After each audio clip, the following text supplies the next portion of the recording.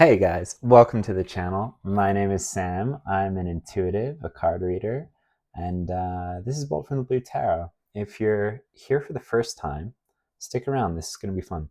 So I got a few decks here. We're going to start with one called Wisdom from the Epics of Hind. Some stories from India.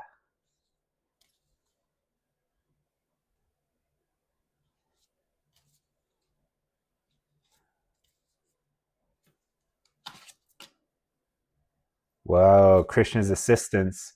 This actually comes out a lot on the channel, which makes me think that the people I read for have a lot of divine assistance. This is like maybe the best card in this deck. Do we want to read from the book? Yeah, all right.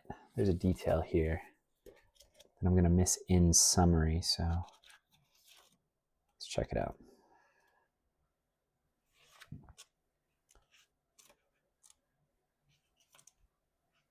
Krishna's Assistance. There was an archery competition that was arranged to win the hand of Princess Draupadi.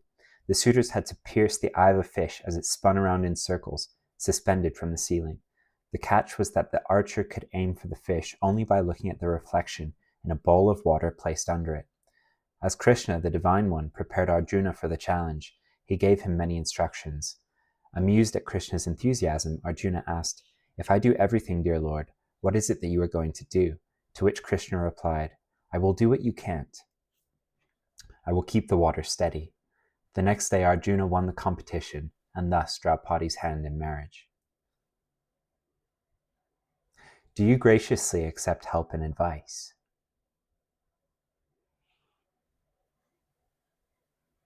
See what else is for you. When the going gets tough, remember that the universe is testing you to see your grit, determination, and desire. When you put your best foot forward, so does the universe. I'm not always universal tests kind of guy, but that is for you. So you are equipped to handle the challenges that come your way. You are being helped in many unknown ways to make this situation easier for you. It is time to release angst and resentment. Let life live through you. I like that. Let life live through you. Okay. So you may feel like something before you is outrageously or unnecessarily difficult, possibly even unfair or rigged against you. But this comes out to remind you that actually it's rigged in your favor because the divine is on your side, as long as you allow them to be. Your confidence in your divine assistance is what is going to see you through whatever this situation is. But I suspect that there are some nuances here, so we're going to get into some more cards. Hopefully find out how you're being divinely assisted or through what. Let me just say, I'm so pleased that you are here. Today we have Mystical Tarot of the Saints. This is not a deck I know too well, and it's a little bit of a mixture of different things. We'll see what comes out. 7 of Coins.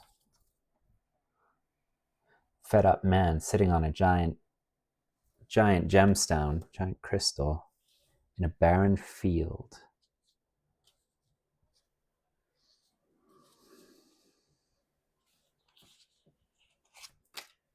Queen of Coins. Queen of Pentacles type energy. Who is this? Saint Hedwig. I was listening to an interview of J.K. Rowling, and she was talking about how she came up with the names. And she studied a lot of medieval stuff just as part of her education. But she said, "Oh, I just name them after. I just choose names that I like or think sound fun." So, Saint Hedwig. There we go. That's the owl, by the way, from Harry Potter. Harry's owl, Hedwig.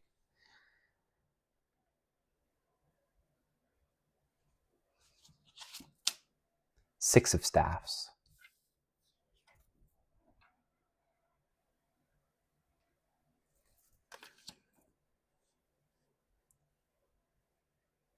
Okay.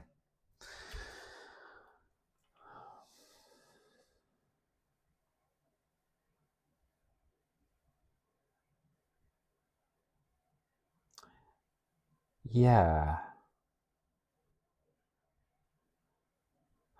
So I feel like there is, you know, my sense is he's the farmer here on the Seven of Pentacles. This is similar to the energy from the Rider Waite or the Smith Waite, where someone is looking at a project, a field of something growing, and what they see is the lack there, or how long it's taking. And there's a dissatisfaction in that energy, and there's a focus on the negative. Um, and in the Smith Waite, there's this pentacle that's on the ground, and it's almost like that's the ripe pentacle, so ripe that it's fallen off. But he doesn't notice it because he's looking at the other 6 that haven't yet ripened, that are still on the branch, right? And in this case, it's it's kind of very literal, where like the coins are all around him and he can't see them, and he's sitting on a literal gigantic crystal. He's like, there's nothing of value in this field, this personal project, this artistic endeavor, this thing that I'm working on, whatever this is for you.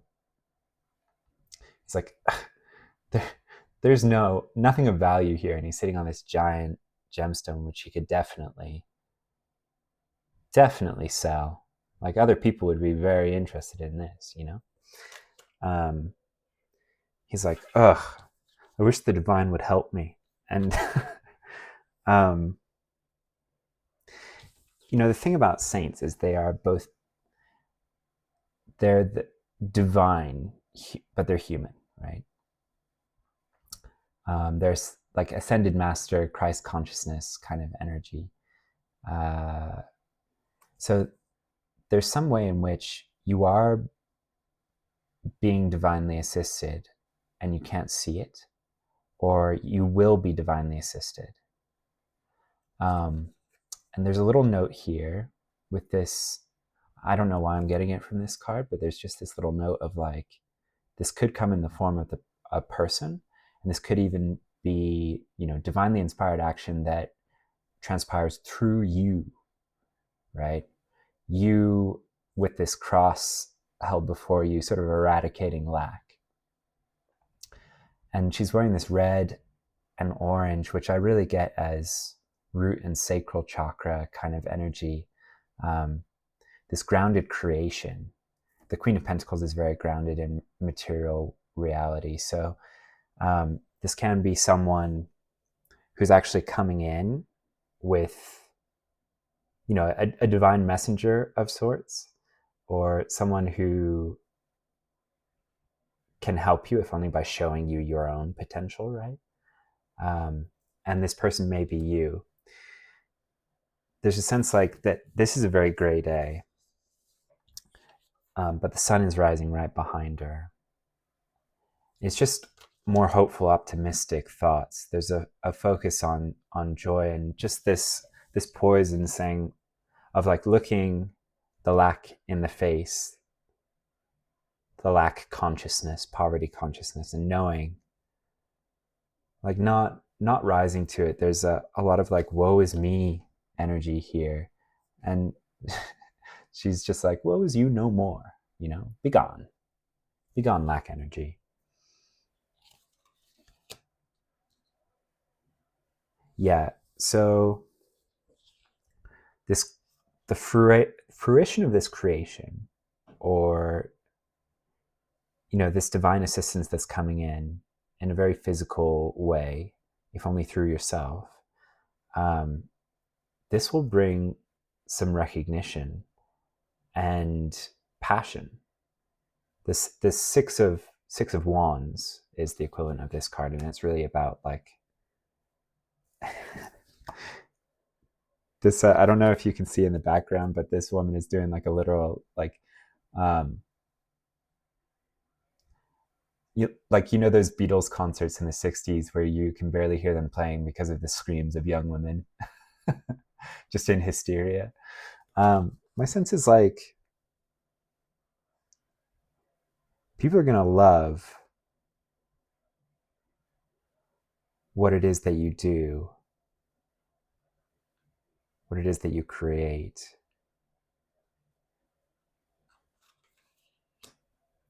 But right now it doesn't look to you like it has that potential. Yeah, but it really, really does.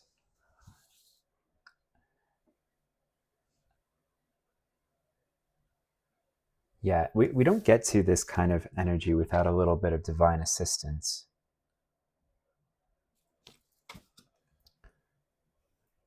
All right, let's see. Do we want to do animals? Ooh, usually I have the animals as kind of like a starting energy. I don't usually pull them for advice, so I'm curious to see what comes out. Deer, compassion, gratitude, and unconditional love.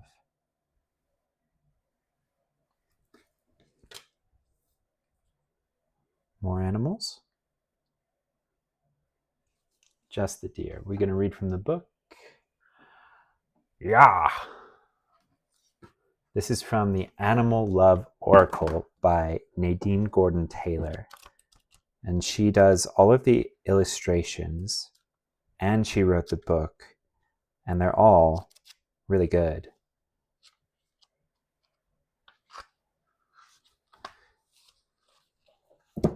So the card you have selected shows a young fawn connecting with your heart. Connect with your heart. Look this fawn in the eyes. Connect with your heart. She has sauntered into your consciousness, bringing gentle and welcoming energy. Yeah, she has. People who are connected to the deer are highly evolved teachers who have chosen to be on Earth at this time to help disseminate heart-based consciousness. You are one of these people. Boom! That's why you're divinely supported. That's awesome. Let's see.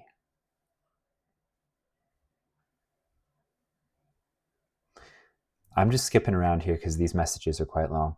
The fawn eventually melts the demon's rock-hard heart, thus clearing the way for all to access the Great Spirit. No matter what you are going through, Deer says to let go of any anger and think of a more positive and loving approach.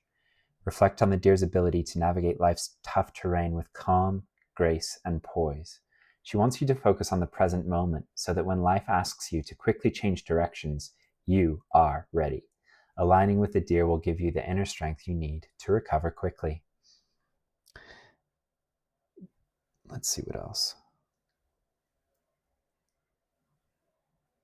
Learn to love yourself unconditionally no matter what happens. You earned it and deserve it. Stroll with the deer and let it lead you deep inside your soul. It is here that you connect with collective wisdom and beauty. Be on the lookout for new opportunities, especially in the arts. With deer as your guide, your heart will open and you will experience a profound and intimate connection with Source. Your creativity will expand, and any insecurities and fears you might have will melt away. With the deer at your side, be prepared to conquer all your demons and have a clear path to all your dreams. I am on a successful path. I know exactly what I am here to do. I surround all situations with a force field of gratitude, love, and compassion. Yeah, I'm getting that last one very strongly for you. I surround all situations with a force field of gratitude, love, and compassion. Often this force field is best generated from the subconscious. So if you haven't, check out, I always link my other channel in the description, but there's a bunch of subliminals there that can help with this. There's a receiving one, there's miracle mindedness. I'm working on a self-love one, should come out soonish. So check those out because those can really help. A lot of the things that prevent us from being and staying in this energy are actually subconscious, from programming early on when we were but a little fawn wandering the forest. They don't always serve us nowadays, so. Alrighty. We're going to do some last pieces of advice from my storybook deck here.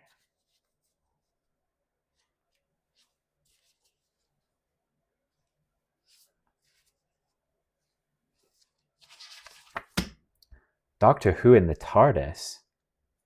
Wow. This is card number 11, looks like. Can't read my own handwriting. Doctor Who in the TARDIS, wild card. This is a wild card. So this comes out to say, like, I made this deck because I wanted cold, hard advice at the end of readings for myself. Like, what do now? And the answer to that with this card is timelines are in flux. So, now is a moment of pure potential. We live in a probabilistic universe, and right now, it's anyone's game. Make it yours. That's what this card comes out to say. When you write the future, it will materialize.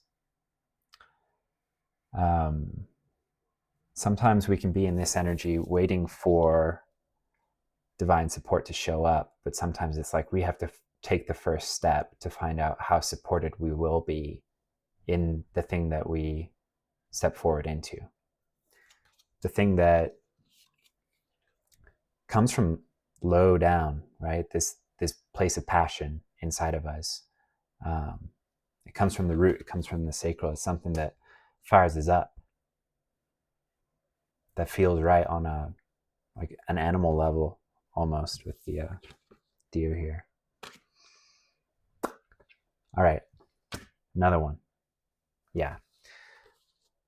So Doctor Who in the TARDIS tells us that this is a moment where, because look, most readings, you're not going to find a reading that starts with this and ends with this, right? And only has one card in between. This is like, you don't get from there to here. It's like overnight energy. Do you know what I mean? It's like you create something, you step boldly forward, and you find out how divinely supported you are, because Krishna is steadying the waters for you, doing what you cannot. Yeah, like, that's a big leap. 7 of coins to 6 of staffs, just like that. So let's see what other advice can get you there.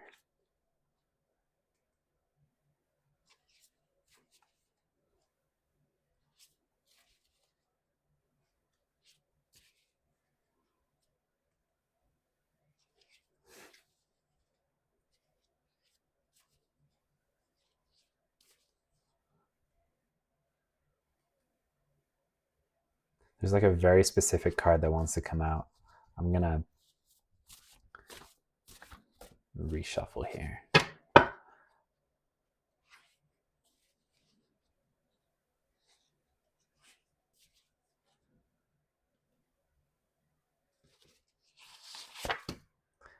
Indiana Jones in the map room of Tanis with the Staff of Ra.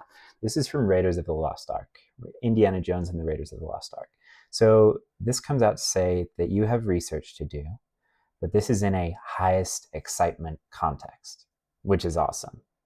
There are other cards in here that are about, like, roll up your sleeves, you got research to do, and it might not be like the most scintillating, but this is like what your inner child wants to do. You know what I mean? Highest excitement with possible field work indicated in this card. So go where you need to go and let yourself sink your teeth into learning more about something that lights you up. This might involve some rabbit holes for you. This might involve a field trip. It might involve, and that field trip can be to like parts of the internet that you haven't been to before, or into subjects via YouTube that you haven't explored. It can also be like you just have this harebrained idea, so you pick up this thing and you start to create something wild and wacky that is along the lines of your highest excitement. You're like, I really want to do this. I don't know why, but it bubbles up from deep within, from those lower chakras. It's just like, let's go, let's do this.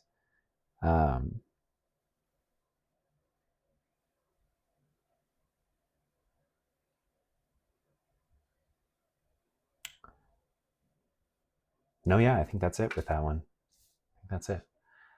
Anything else? No, that's your advice, guys. So um, this in combination is a really powerful energy. This is like, you might leave this reading like, well, Sam, all I see still is my barren field. But like, look, these are some of the two best cards, especially in combination, because now is a moment of complete and potent possibility. That which should give you a feeling of a lot of personal power to create here. And then this card comes out to say, and guess what? You're going to love doing it. Highest excitement context, guys. You don't have to, like, there's 5, 6, 7 cards in this deck about meditation. This is not one of them. This isn't about sitting around and like processing trauma necessarily. This is about doing what feels good. It's amazing. It's great advice. Or what feels like weirdly right. It doesn't have to feel like so juicy good at every step of the process, but it will feel like, no, this is right. This is right. Yeah. Awesome. If this is your first time here, don't forget to like, subscribe, stick around, because I want to hear what your project is. Yeah, comment, please. If you're like, hey, Sam, this is what this is, and I'm rocking it. I would love to hear. All right, guys, take good care. I will see you in the next one.